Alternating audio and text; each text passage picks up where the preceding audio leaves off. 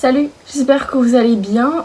Aujourd'hui on se retrouve pour une nouvelle vidéo de la série On Zappe que j'avais commencé avec justement la série Lucifer et qui traite de séries en général que j'ai regardé et que je souhaite vous faire découvrir. Aujourd'hui on va zapper sur la série Les Demoiselles du téléphone que je trouve très importante et très intéressante parce qu'elle parle de valeurs féministes à une époque dans les années 30 en Espagne où les femmes n'étaient pas forcément très bien respectées, où elles n'avaient pas autant de droits qu'aujourd'hui, évidemment, puisque cette série se situe quand même il y a presque un siècle en arrière. Donc les personnages qui se détachent de cette série la rendent extrêmement intéressante à étudier et c'est pour cela qu'aujourd'hui on va parler des Demoiselles du téléphone. C'est donc une série espagnole qui se base dans une entreprise de téléphone, une compagnie de téléphone donc, qui émerge dans les années 20 à cette période. Pour resituer un peu le contexte technologique, c'est le début à l'époque du téléphone et les communications téléphoniques se déroulaient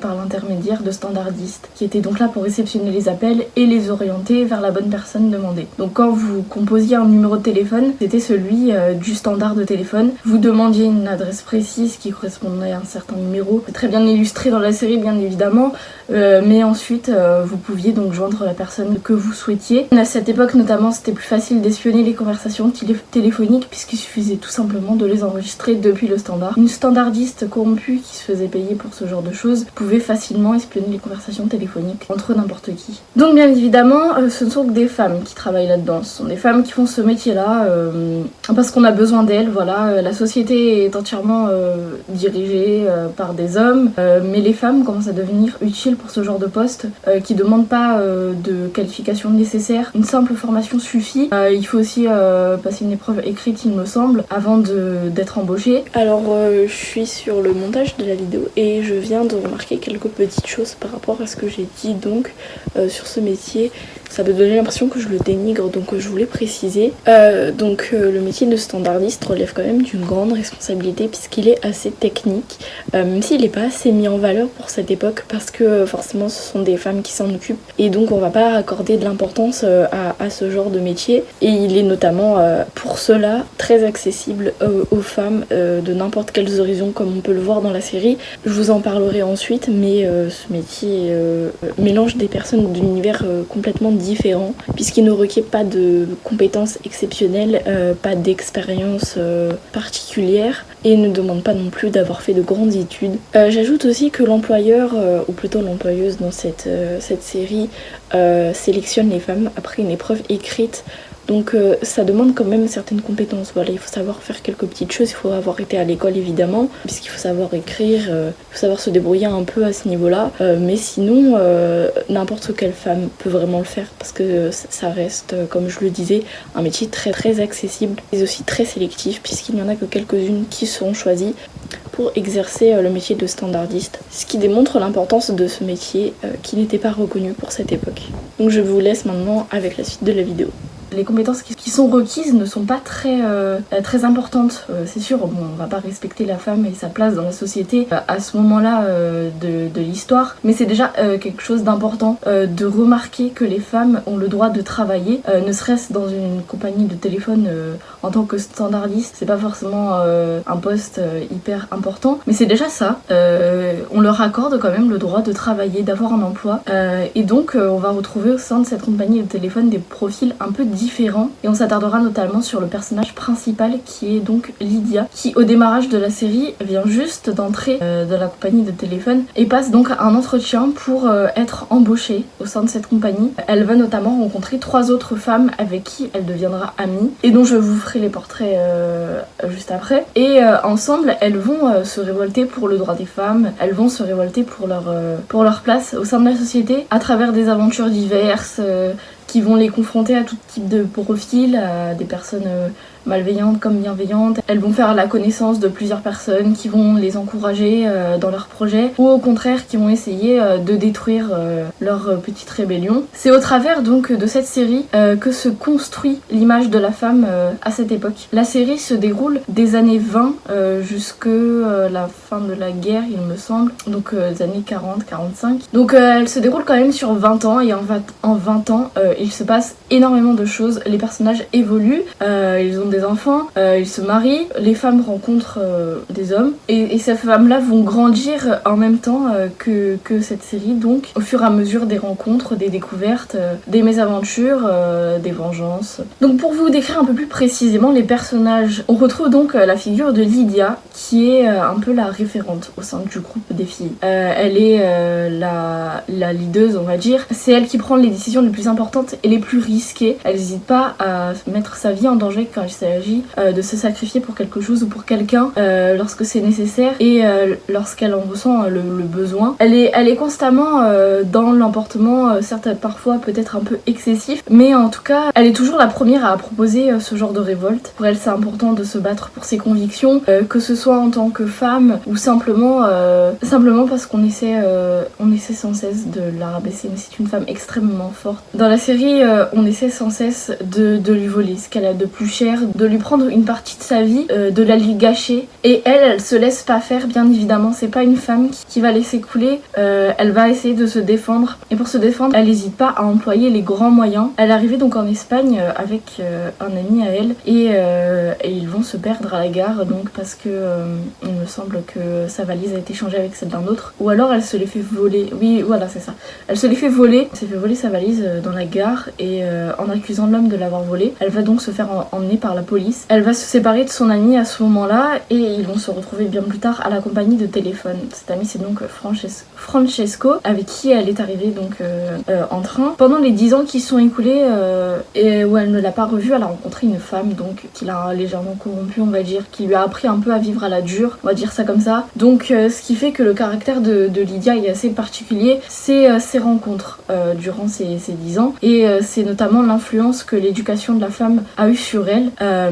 et qui va lui permettre, mais pas dans le mauvais sens forcément, de se venger plus facilement, de ne pas craindre les gens qui se jugent supérieurs à elle et qui essaient de l'intimider. Cette force de caractère est donc démontrée tout au long de la série, et par ses qualités de leaduse, Lydia est un personnage extrêmement important au sein de la série. Je parlerai ensuite de Henrieles, qui est donc une autre des femmes qui composent le groupe et qui est extrêmement importante, notamment par son histoire assez tragique, assez compliquée et assez éprouvante. Elle a trouvé du réconfort dans ce travail au sein de la compagnie de téléphone, parce que chez elle ça ne se déroule pas forcément très bien.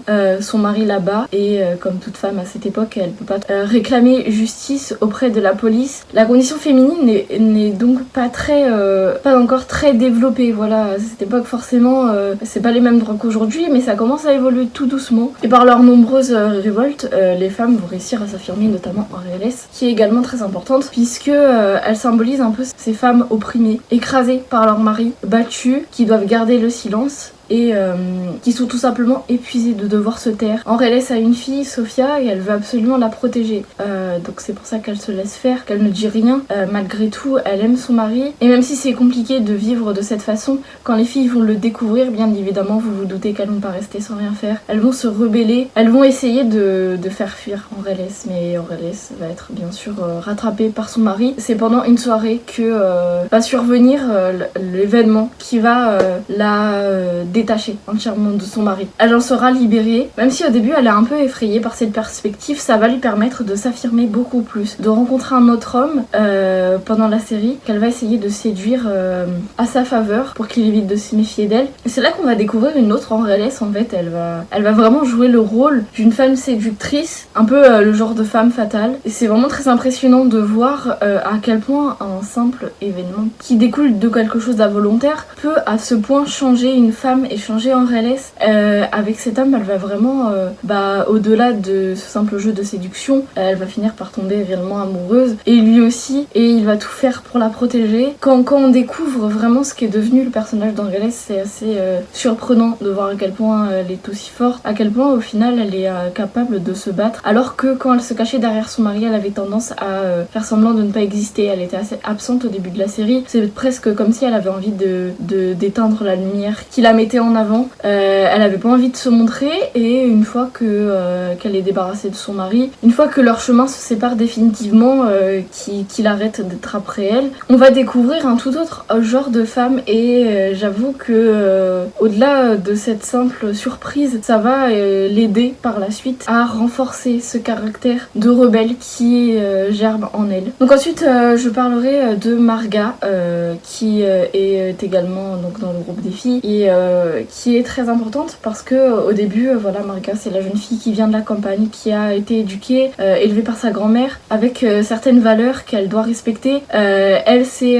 la bonne femme en fait, c'est vraiment la petite jeune fille un peu timide, un peu réservée, qui reste sur ses valeurs, voilà, qui ne va pas oser comme les filles les dépasser ses barrières, et au fur et à mesure des aventures qu'elles vont vivre ensemble, elle va finalement se rendre compte que la meilleure des choses à faire dans ce genre de cas, c'est de se révolter sans hésiter à faire des choses qui ne font pas partie de l'enseignement d'une femme, tout simplement du rôle d'une femme. Et c'est notamment sa rencontre donc avec son futur compagnon qui va tout bouleverser dans sa vie. Lui qui a tendance à être un peu comme elle, aussi timide, aussi posé qu'elle, il va l'accompagner dans ses aventures, il ne va pas hésiter, et ça va l'encourager à faire de même, et on va découvrir vraiment l'évolution d'un personnage qui nous paraît assez secondaire au début, et qui va prendre de l'importance, de l'ampleur par son caractère, par sa force d'esprit. Et je pense que c'est un personnage qui va très bien à l'image des femmes, qui défend très bien ces valeurs-là, à la fois assez calme,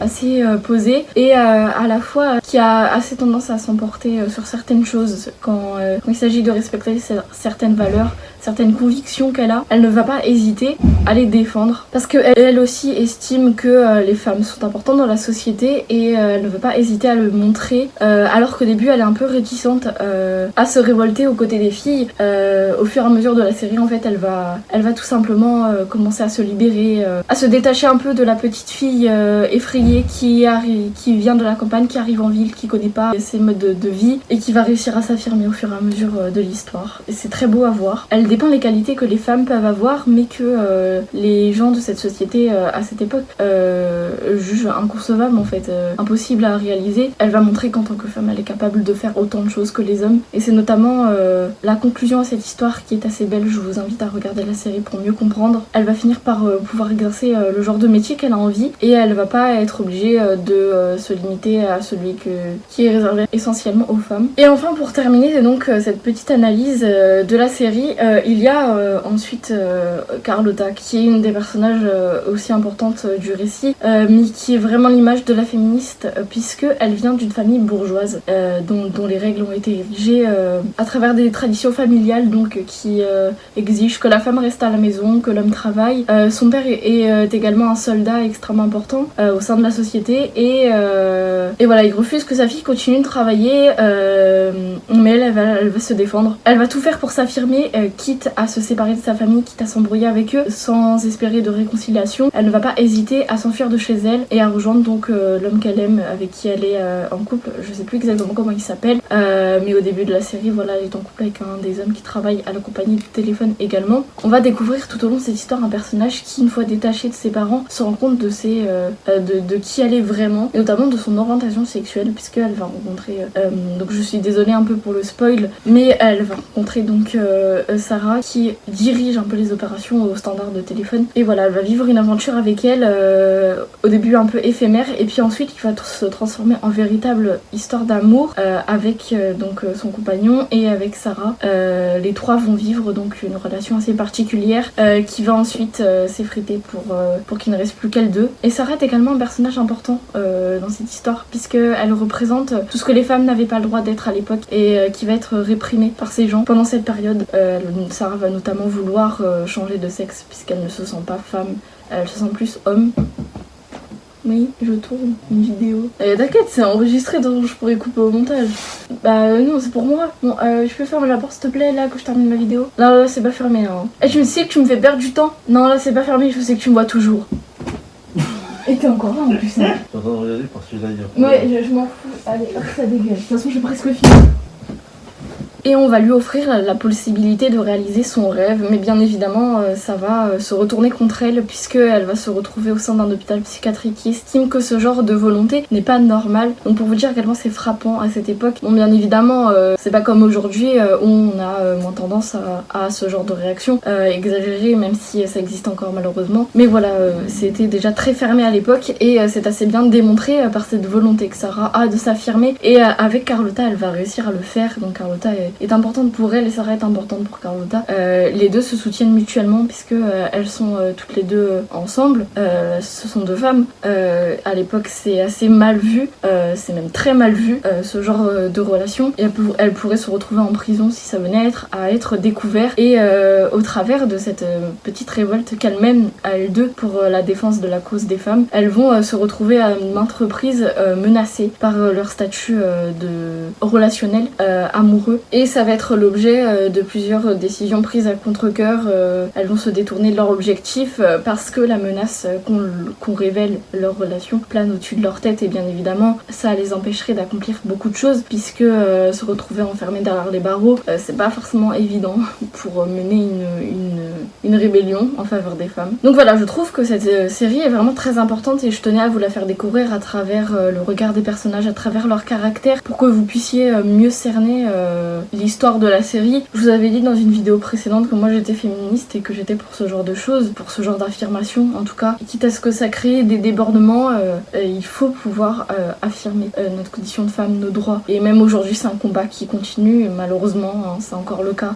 Ça ne devrait pas l'être, ça fait quand même un siècle que ça dure. J'avoue que c'est assez compliqué quand on voit ce genre de série qui s'est déroulée dans les années 20 de constater qu'aujourd'hui on en est exactement au même point. On a évolué, on a beaucoup évolué, certes les mentalités ont beaucoup changé également. Maintenant on a le droit de travailler, on a le droit de sortir avec qui on veut, on a beaucoup de droits, mais c'est encore compliqué de l'affirmer auprès des gens qui le refusent parce qu'il y a des gens qui ne veulent pas en entendre parler, qui veulent que les anciennes mentalités perpétuent, que rien ne change en fait, que tout soit comme avant, avant où les hommes étaient privilégiés, où les femmes étaient obligées de rester à la maison et n'avaient pas autant de privilèges qu'aujourd'hui. Donc c'est assez compliqué de voir que ce genre de choses persiste, mais malheureusement c'est le cas. Donc j'espère que cette vidéo vous aura plu, j'espère que comme moi ce combat vous tiendra à cœur parce que c'est important de le mener, c'est important de montrer que les femmes sont là et qu'elles continueront de se battre. Je vous dis donc à bientôt pour une prochaine vidéo. Salut!